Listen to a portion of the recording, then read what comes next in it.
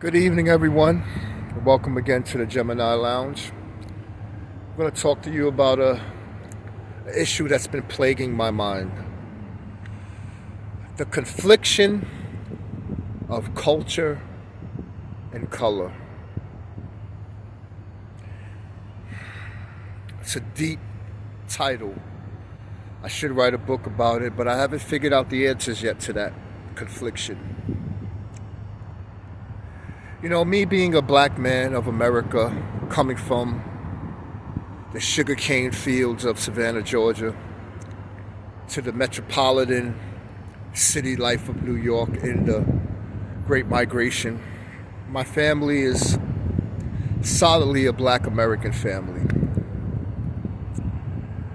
My heroes have been mostly, well, I won't say just black Americans, because there are people like Marcus Garvey and many black people from other places that came to America to have the freedom to express their desires for equality. As I've grown up, I've been around many cultures, man. I've lived on Indian reservations. I've hung out. I'm cool with the Arabs. The Arabs love me, man. I'm cool with the Caribbeans. They love me. They think I'm one of them most of the time. Why do these people think that I'm one of them? I'll tell you why. Because I'm a Renaissance man. I'm educated. It's not bragging, it's just the truth. I'm introspective. I think. I study. I understand everyone's culture. And I can identify the common need that the need and desire that we all have, regardless of where we come from.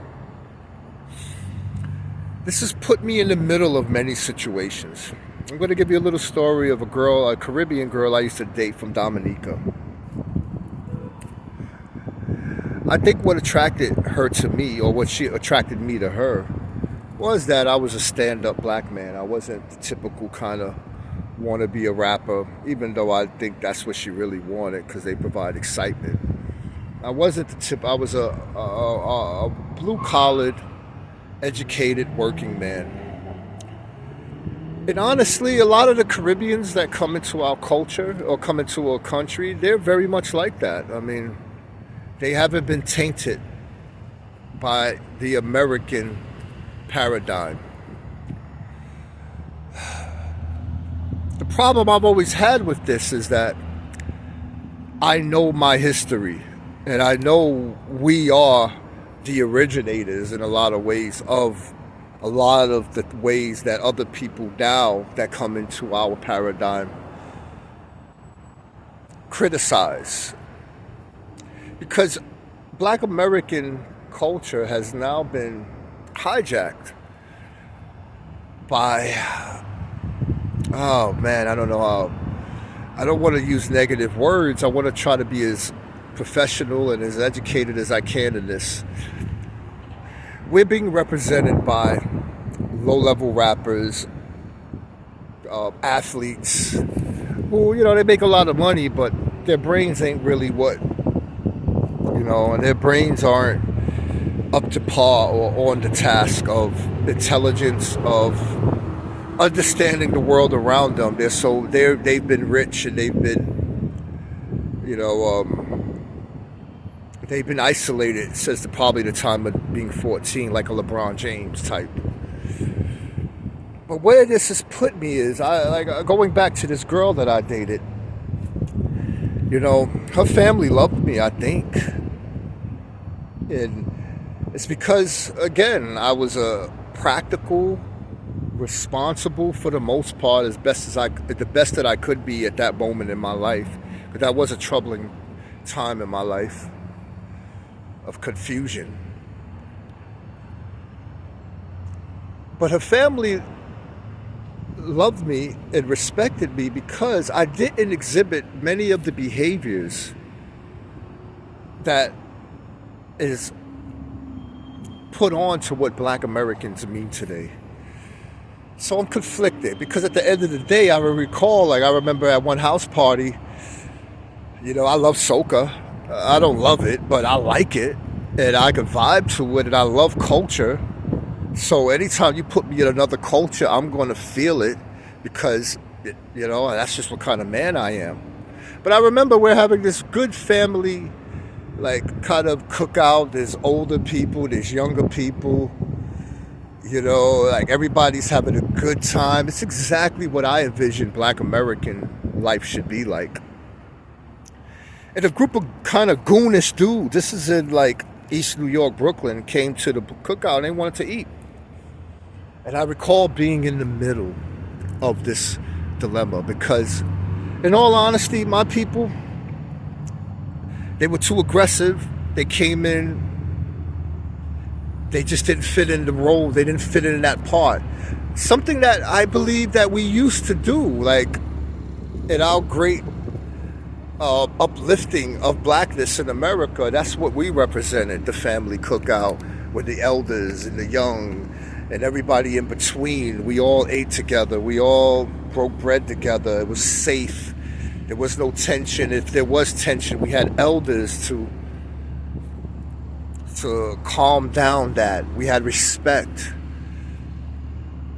Maybe because of hip-hop in some ways, even though I grew up on Public Enemy, and I grew up on like a respectful mode of A Tribe Called Quest, of hip-hop, where it was more artistic, more eclectic. And I'm going to sound like Common Sense right now.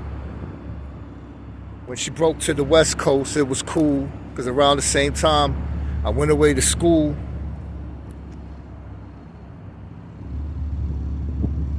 Hip-hop turned into like this kind of grimy, uneducated, angry music with no art form attached to it. And that has infiltrated and changed Black America. And unfortunately, it has changed all of America, because I noticed that even if you come from another country, you're one generation away from becoming just like the very people you criticize today, and that I'm criticizing. So again, I'm caught in the middle of this dilemma, because in all actuality, I actually identify with what Tariq Nasheed would call the tethers, and those people, because in many ways they represent the old school values of our Booker T. Washingtons, our W.E.B. Du Bois's, our Malcolm X's, all of the great blacks that I grew up idolizing. And I see that we today are representing some kind of world globalistic, non-God believing, no respect culture. And again, I'm caught in the middle, because I am fully a Black American. I'd rather listen to Luther than soca. I'm fried chicken and watermelons. I'm collard greens, macaroni. I'm not Caribbean dishes, even though I love me a good stew beef. But that's Black American too, or beef stew, depending on where you come from. So what do we do right now, guys? Because I think of a good friend of mine. He often refers to the tethers, and he refers to them as actually being more of the violent group. And in some ways, he's correct, because a lot of them come from countries where they don't have American rules of law and order, to where it's kind of anything goes. Like, some of my Jamaicans, I know even Jamaica deals with this. Like, there's like the bougie Jamaicans. I've dated Jamaican girls, but I didn't date kind of the hood Jamaican girls. I dated the kind of, the Portsmouth, the educated Christian type of Jamaican girls. But I've partied with the Rastafarians and the rebels in their country against each other. Where do we fit in, black man? Black man of America, black man of the world. which road do we travel? Now, I also, like I said, these very so-called tethers and outsiders, and who are now not outsiders, whether you like it or not, they're very much part of the black paradigm. They have tremendous power. While you're looking at like a Kamala Harris, who can spend all her life in Canada, go to college, become an AKA, and become synonymous with blackness. In America, are not going to differentiate between black American and blacks of others, and we don't either, to tell you the truth, because we've been taught to be Pan-African. I really don't know the answers, guys. I just know the same dilemma I'm caught up in. Those people from other countries that are black and they come to America and become Americanized blacks, they still come from cultures that are much more like what we used to be. So they're elders. They still have elders. They still have a tad of respect in their culture that we seem to have lost in the... I mean, I remember having it up to like maybe the 1980s. But when our grandparents died, guys and girls, kind of that respect was lost, and we became full kind of anarchists, in my opinion. So what does a man do when you love your culture, but what is your culture today? Is it your culture today? And you watch people from other countries come and represent what you believe your culture to be,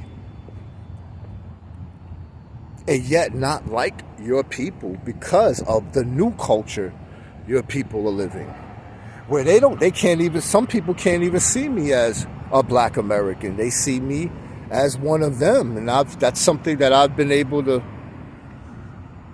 code switch and be around so many different people all my life, and it's taught me so many things, and it's allowed me to be in places and in conversations that the average person or the average black American can't be in. Like I said, I've had deep talks with some of my Dominican friends, and yeah, Dominican Republic, yeah, we could point out how violent their country can be, and how we can go to Washington Heights and see the Americanized version of Dominicans, where they just as wild, or even Puerto Ricans, where Puerto Rico and their country, there's a lot of violence, and even in America there's a lot of violence. But I ask, what are they representing in each scenario? Is it the Americanized version of them? Is it their traditional culture when they still have fathers in the households? When they still are mama's boys, and I say that with love. Our version of mama's boys is kind of uncultured, unhinged, and lacking progression of thought, mind, body, and spirit. This is a question that the black American and blacks all in America, we must figure out the answer to this question, because whether you're Pan-African or whether you're a black nationalist, we have to find the answer to this question, because this question is tearing us apart in America. And there is a divide. And you would be foolish to not acknowledge that there is a divide. Please share, subscribe, and give me your thoughts, because again, I don't have the answers. I am just thinking. Peace.